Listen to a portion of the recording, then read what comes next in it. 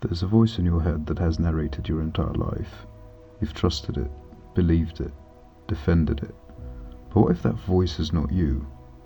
Tonight we're going to listen closely, and then we're going to step behind it.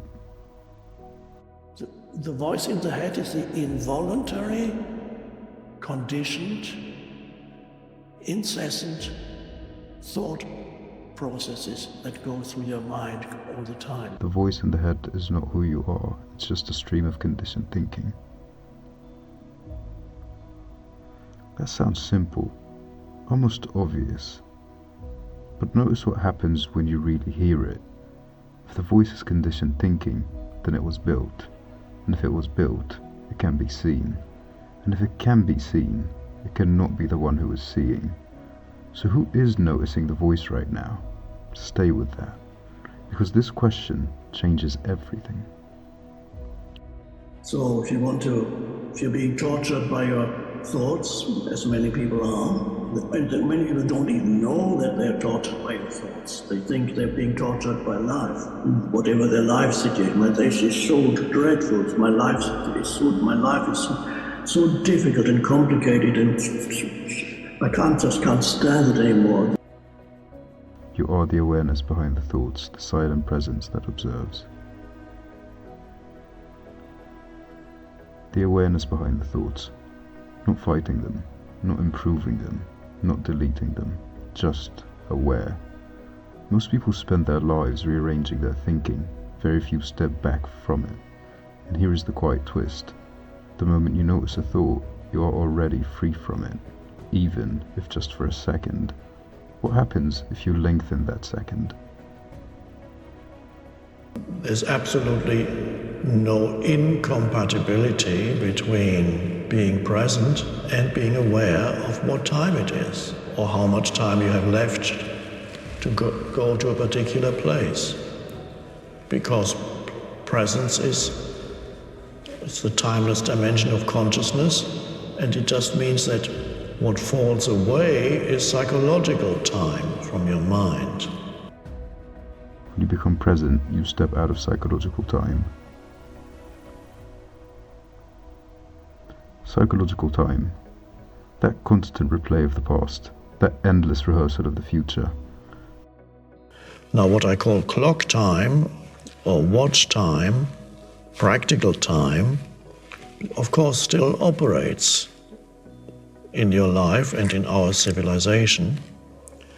So you don't lose presence if you wear a watch. You can lose presence with or without a watch. Notice how much of your identity is built there.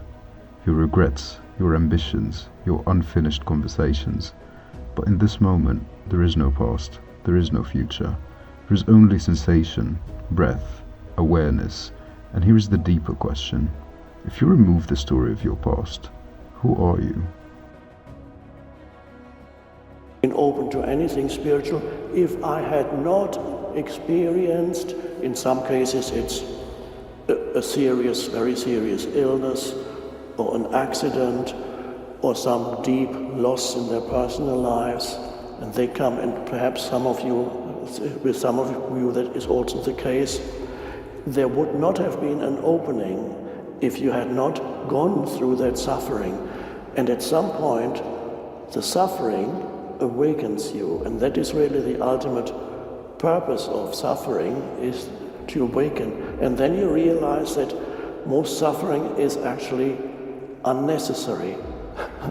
It's actually created by the conditioned entity. Most suffering is unnecessary. It is created by identification with the mind. Unnecessary suffering, not physical pain, not grief, but the mental resistance layered on top. The replaying, the blaming, that this shouldn't be happening. When you identify with the mind, every thought feels personal. But what if thoughts are just weather, passing formations in a larger sky? And if that's true, what is the sky?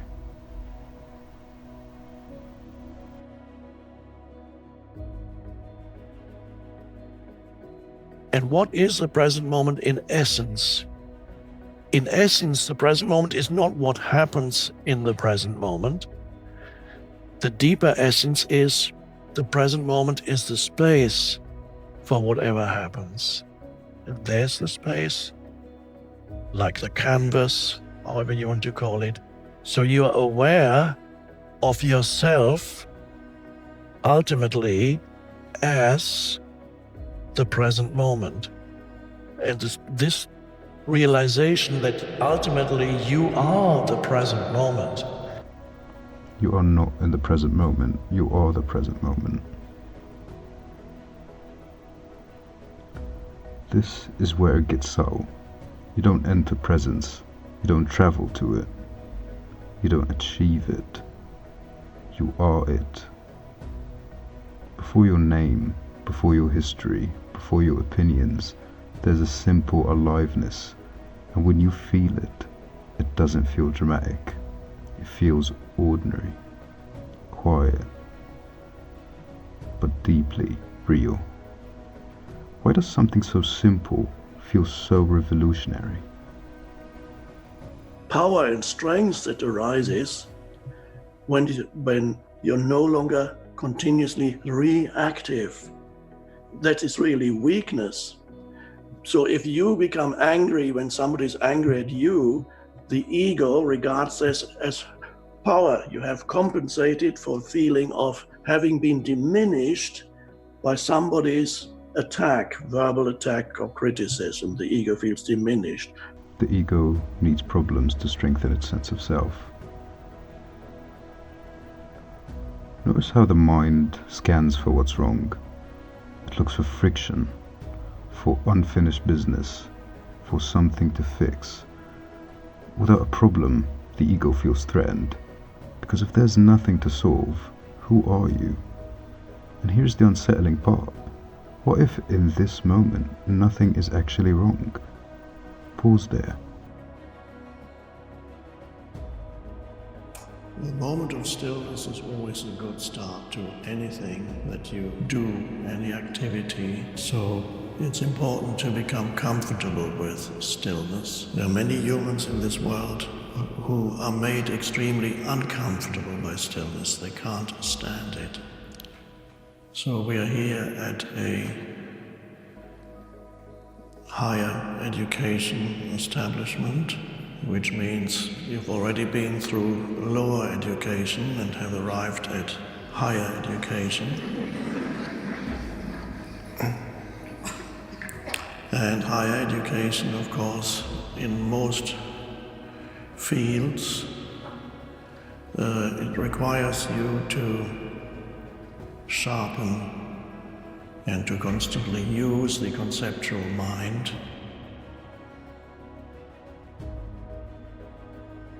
Stillness is where creativity and solutions arise. The mind believes thinking solves everything, but insight doesn't come from strain. It comes from space, from stillness, from the gap between thoughts. This is why silence feels uncomfortable at first. Because in silence, the false self weakens and something deeper becomes available. Are you willing to stay long enough to feel it? The voice will continue. It may even comment on this video. That's okay. You don't need to silence it. You only need to see it. Because the moment you notice it, you are no longer trapped inside it. And that quiet awareness has been there the entire time, waiting.